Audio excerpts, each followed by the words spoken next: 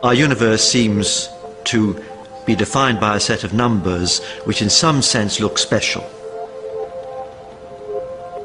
If we had different numbers, we would end up with a sterile universe. People react to this seeming coincidence in a number of ways. You could say it's the outcome of some kind of design or providence. We could say it's a brute fact we have to accept, because these numbers might be determined by some theory which we haven't yet discovered.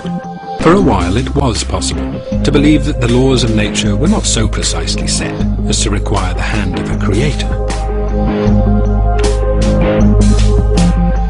But then a completely new fundamental property of the universe was discovered. An anti-gravity force present in space itself. It is called the cosmological constant, and when cosmologists calculated its effect on the evolution of the universe, they realized it had to be very finely tuned indeed. The fine-tunings, how fine-tuned are they? Most of them are 1% sort of things. In other words, if a thing is 1% different, everything is bad. And a physicist could say, maybe those are just luck. On the other hand, this cosmological constant is tuned to 1 part and 10 to the 120 decimal places. Nobody thinks that's accidental. That is not a reasonable idea, that something is tuned to 120 decimal places just by accident. That's the most extreme example of fine-tuning. No force in the history of cosmology has ever been discovered to be that finely tuned. The cosmological constant needs to be set to 1 part in a trillion, trillion, trillion, trillion, trillion, trillion, trillion, trillion, trillion, trillion. Otherwise the universe would be so drastically different that it would be impossible for us to evolve. That the cosmological constant arrived at such a tiny value by chance seemed to be out of the question, but the alternative explanation was also impossible to contemplate. Physicists did not want to accept the idea that the laws of nature might be controlled by well, the benevolence of nature.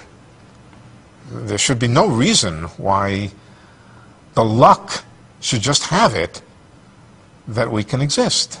It's too much, it's a stretch, it's much too far to stretch. It seemed that hidden in the laws of nature was a value so precise that it was impossible to deny that our universe was designed. But a designed universe requires the existence of a designer, a notion that even the anthropic scientists did not want to entertain.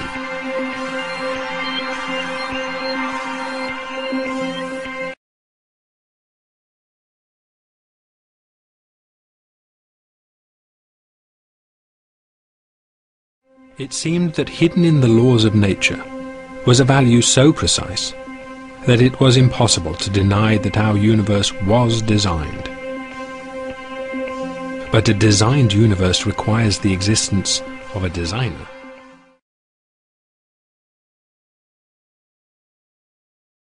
The scientists were between a rock and a hard place.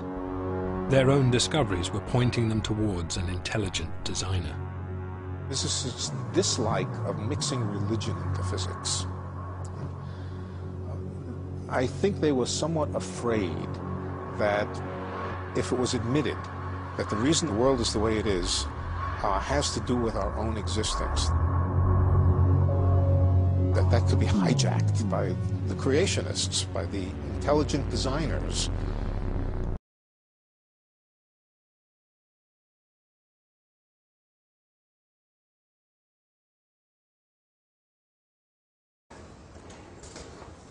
There are physicists who will tell you that if you take about half a dozen physical constants, these are constants that physicists have no explanation for, they just accept that these numbers have the values that they do, and they then do theoretical calculations using their models to say if any one of these half-dozen constants was ever so slightly varied, then the universe as we know it would not be possible.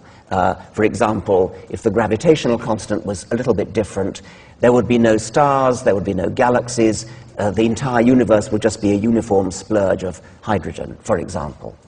You wouldn't have stars, you wouldn't have chemistry, you wouldn't have the formation of the heavier elements, you couldn't have life. And they do the same trick for half a dozen other physical constants. A good example is Martin Rees, the present Astronomer Royal, in his book Just Six Numbers.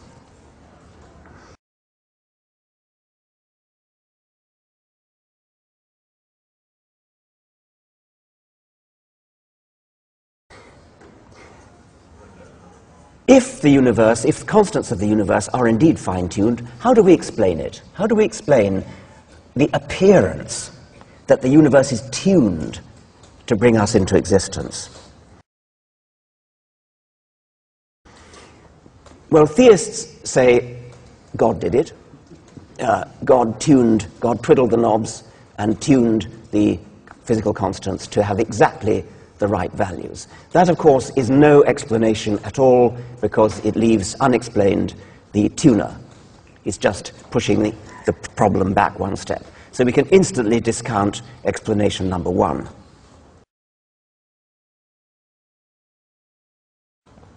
Explanation number two is adopted by physicists, I think Steven Weinberg, who was quoted earlier in this conference.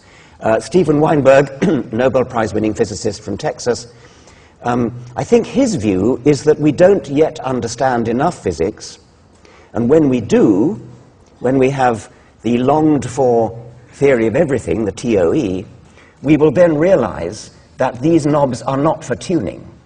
There is no freedom. There are no degrees of freedom. There's only one way for a universe to be.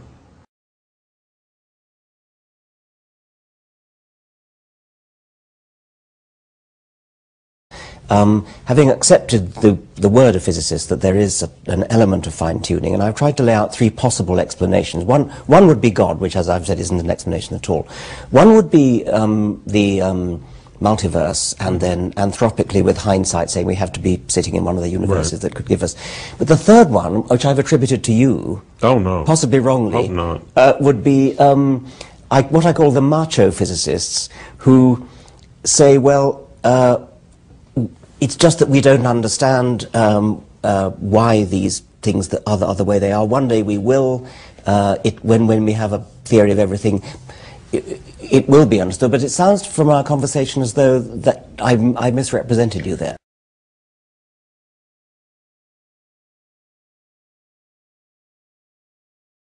I don't think one should underestimate the fix we're in, that in the end we will not be able to explain the world, that we will have some set of laws of nature. We will not be able to derive them on the grounds simply of mathematical consistency, because we can already think of mathematically consistent laws that don't describe the world as we know it. And we will always be left with a question, why are the laws of nature what they are rather than some other laws? And I don't see any way out of that.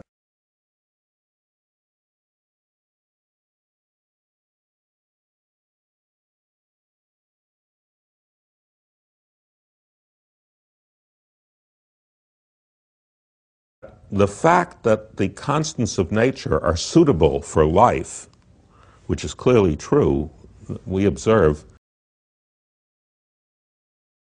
The final idea, which I think probably most physicists at least have some time for, is the multiverse theory. No one has constructed a theory in which that's true. I mean, it's not only a speculation.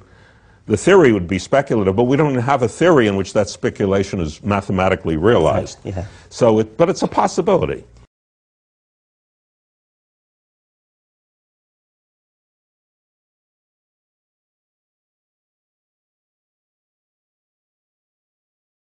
And the fact that the cancellation is so precise means that the number of universes in the multiverse you need to postulate in order to anthropically be comfortable with it is very, very large. And it must be at least 10 to the 56, or in fact, exactly, if you think you have some idea about fluctuations at even shorter distances, I think you would say at least 10 to the 120.